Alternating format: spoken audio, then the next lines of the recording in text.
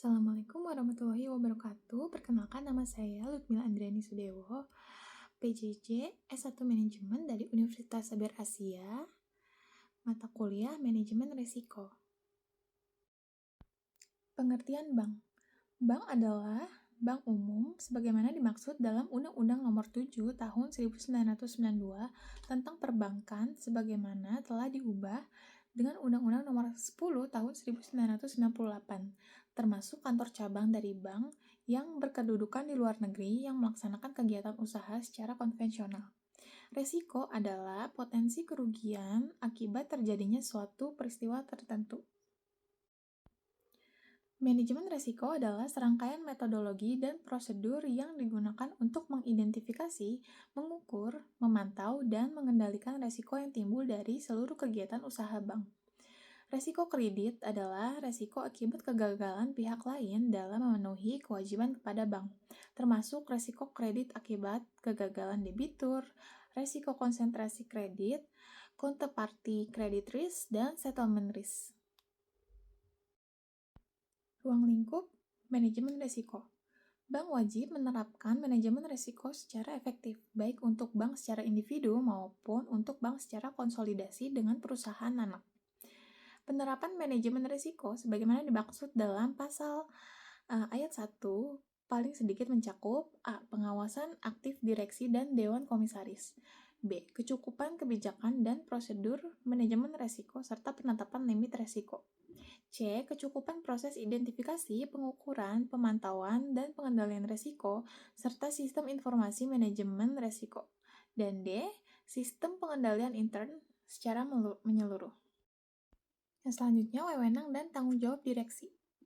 Wewenang dan tanggung jawab sebagaimana dimaksud dalam pasal 5 bagi direksi paling sedikit yaitu A. Menyusun kebijakan dan strategi manajemen risiko secara tertulis dan komprehensif.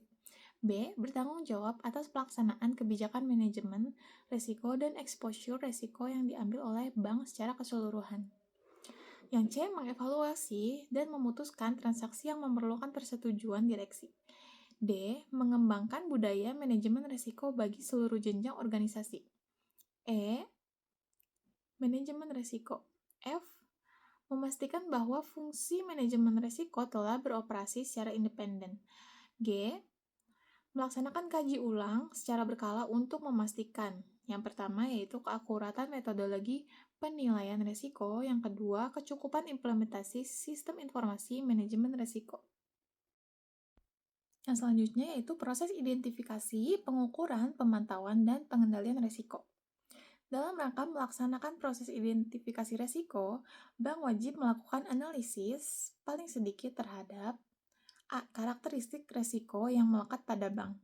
B. Risiko dari produk dan kegiatan usaha bank.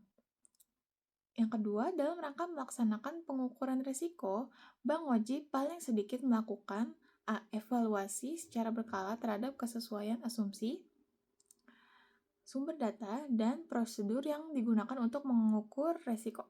Dan B. Penyempurnaan terhadap sistem pengukuran risiko dalam hal dapat merubah kegiatan usaha bank, produk, transaksi, dan faktor risiko yang bersifat material. Yang selanjutnya, bank wajib melaksanakan proses pengendalian risiko untuk mengelola risiko tertentu yang dapat membahayakan kelangsungan usaha bank.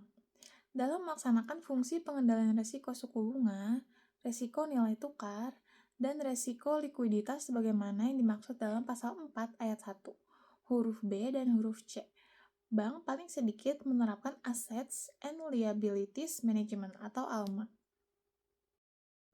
Terima kasih, sekian pemaparan dari saya. Wassalamualaikum warahmatullahi wabarakatuh.